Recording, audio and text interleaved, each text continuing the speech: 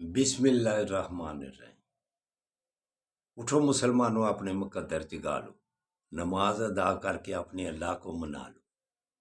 میرے دوستوں، میرے برخورداروں، اللہ تب راضی ہوگا، تب آپ پر خوش اور مان جائے گا کہ جب آپ اللہ کے آگے گردنیں جھکائیں گے۔ اگر ایسا کرنے سے ساری عمر پیچھے رہتے ہیں تو پھر اللہ آپ پر ناراض رہے گا۔ تو میرے دوستوں، میرے برخورداروں، اللہ کے آگے گردنیں جھکا لینا ہی ہماری عافیت ہے، ہمارے لیے بہتری ہے۔ پھر سکون ملے گا، چین ملے گا۔ اس کے بعد یا صبورو اللہ کے ناموں کا ورد کیا کرو، اس سے بھی آپ کو دلی سکون ملے گا، چین اور سکون سے آپ کی زندگی گزرے گی، تو صحت بھی ٹھیک رہے گی۔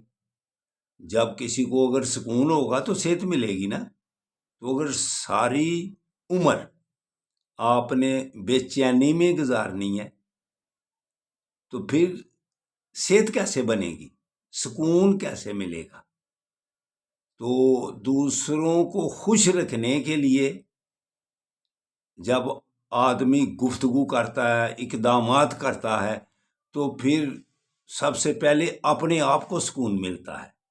لہذا اپنا رویہ دوسروں کے ساتھ اچھا کر لو، مثبت سوچ کے ساتھ ملا کرو، اچھی گفتگو کیا کرو، اچھے الفاظ استعمال کیا کرو۔ انشاءاللہ تعالی جب آپ دوسرے کو سکون میں رکھنے کی کوشش کریں گے تو خود سکون میں رہیں گے۔ یہ گفتگو کے انداز جو ہے نا، لفظوں کے چناؤ، یہ ہمیں ناراضگیوں کی طرف لے جاتے ہیں۔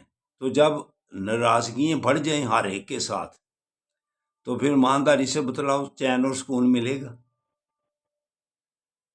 جب ہم ایک دوسرے صلح سوائی سے رہیں گے، ایک دوسرے سے نرمی سے بات کریں گے، تو پھر انشاءاللہ تعالی صحت بنے گی، سکون سے زندگی گزرے گی۔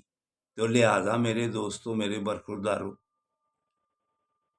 گفتگو کے انداز بدل لو، ہر ایک کے ساتھ اچھی گفتگو کیا کرو، اچھی سوچ رکھو، پھر انشاءاللہ تعالی آپ اندرونی طور پر، جسمانی ذہنی طور پر صحت مند رہو گے۔ اللہ حافظ، اللہ حافظ، اللہ حافظ۔